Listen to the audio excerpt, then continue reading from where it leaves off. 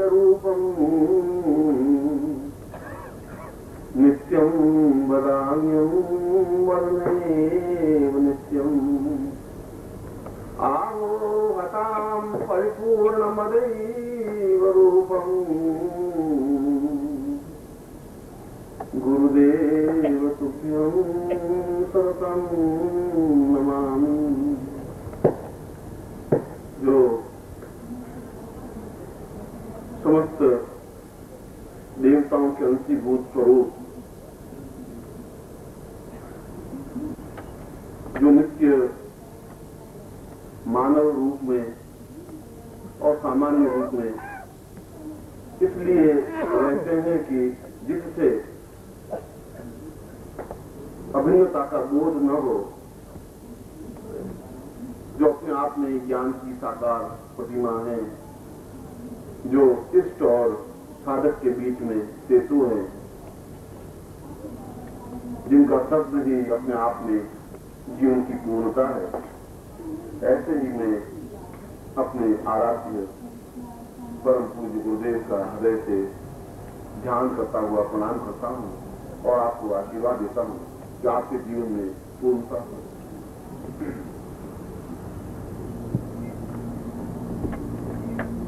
इस श्लोक में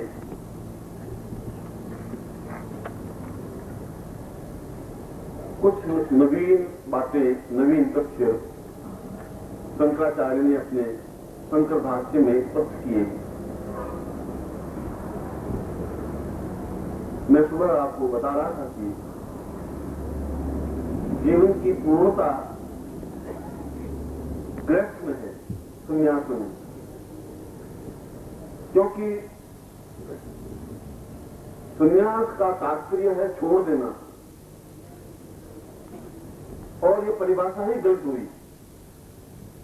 पिछले 20,000 वर्षों से इस परिभाषा को पकड़ करके हमारा सारा ज्ञान समाप्त हो गया, चिंतन समाप्त हो गया, क्योंकि हमने सबको छोड़ देने की क्रिया अपना दी।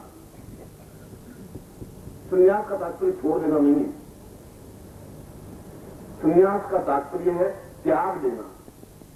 छोड़ देने में और त्याग देने में अंतर है। त्याग का वह है जिसके पास सब कुछ होता है, वह त्याग कर सकता है।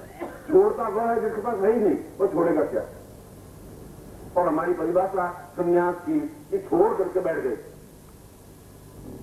और इस छोड़ देने से ज्ञान एकांगी हो गया है।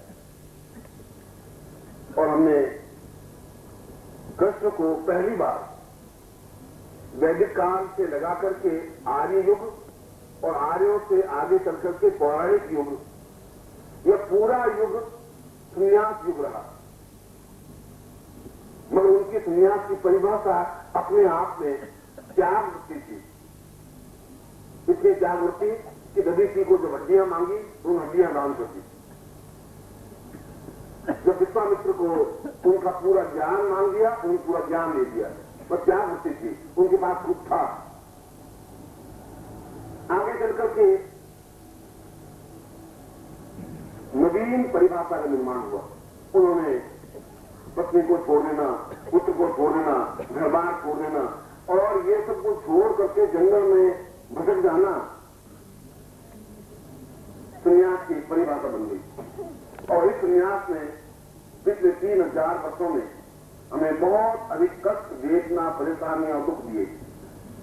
हम संन्यास को समझे ही, क्योंकि सन्यासी होने के बाद भी उनकी कामना, इच्छाएं समाप्त नहीं हो पाई। उसके बाद भी उनके जीवन की इच्छाएं दूर नहीं हो पाई।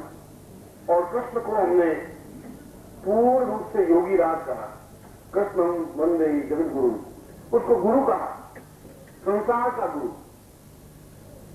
और शंकराचार्य श्लोक में ये कह रहे हैं कि कृष्ण को हमने जगत गुरु इसलिए कहा कि वे पूर्ण रूप से भोगमय होते हुए भी विरक्त थे।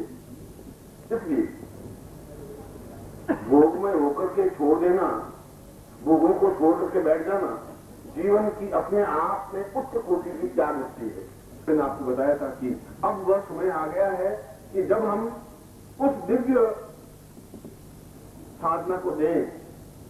अगर शिष्यों को मुझे देना है तो मुझे शास्त्र की मर्यादा का भी ध्यान रखना पड़ेगा। मैं शास्त्र को छोड़ नहीं सकता। शास्त्र की मर्यादा को इसलिए नहीं छोड़ सकता कि शास्त्रों में एक नियम बनाए, मैं उन नियमों के अंतर्गत चलूंगा, मगर अपनी नवीन विचार दृष्टि लेकर के चलूंगा, नवीन चिंतन लेके चलूंगा। उस सड़े गले पानी में मैं स्नान नहीं कर सकूंगा, मैं बहते हुए पानी में स्नान करूंगा। वो तालाब का जो गंदा पानी है जिसमें हजारों लोगों ने स्नान कर दिया है, मैं उसमें अपने आप को पवित्र नहीं कर सकता। मेरे जीवन का चिंतन है नहीं, और मेरा पूरा यौवन उन संन्यास से उसे जूझने में लगा। संन्यासी कह रहे हैं आप इस प्रकार से शिष्यों को एक जगह बिठा करके गाना बजाना नहीं कर सकते, संगीत नहीं होना चाहिए। मेरा संगीत तो अवश्य होना ही चाहिए, क्यों नहीं होना चाहिए? साधुओं के लिए कहां मनाई है संगीत की? कौन से शास्त्र तुम्हारा, कौन सा पुराण, कौन सा वेद कह रहा है? कहां, किस प्रकार से? क्योंकि जहां संगीत है वहां नृत्य है, और नृत्य का तात्पर्य है अपने आप को जमीन से ऊपर उठा करके चलना, वो नृत्य है। नृत्य जमीन से चिपक के चलना नहीं है, और जमीन से ऊपर उठाने की क्रिया देवत्व की और अग्रसर होने की क्रिया है। हम जमीन से चिपक के चलते हैं, हम तो जमीन पर बैठ जाते हैं, पैर की मार करके 4 घंटे बैठे रहते हैं और जमीन से चिपक जाते हैं। ये नहीं, ऊपर उठने की क्रिया है, सहज वृत्ति है। नृत्य तब होता है जब हम ऊपर उठते हैं, और संगीत तब होता है जब हमारी भावना ऊपर की ओर अग्रसर होती है। इसलिए सन्यासियों के लिए तो नृत्य और संगीत पहली कड़ी है, नहीं तो बिल्कुल ठूंठ हो जाएंगे। आपको खड़ा कर दूं कि आपको यहां बोलना है, गुरु पर बोलना है। अब गुरु तो आपने देखा है, आपको मालूम है गुरु किसको कहते हैं, और आप राज में स्तुति गाते हैं, गुरु ब्रह्मा गुरु विष्णु कहते हैं, और तन मन धन सब छोड़ दिया गुरु चरणों में, ये तो गाते हैं। मगर मैं अगर आपको बोल रहा हूं तो आप 2 मिनट से ज्यादा बोल नहीं पाएंगे, ज्यादा 3 मिनट बोलेंगे। 5 मिनट के बाद तो आप सोचेंगे अब क्या बोलना है।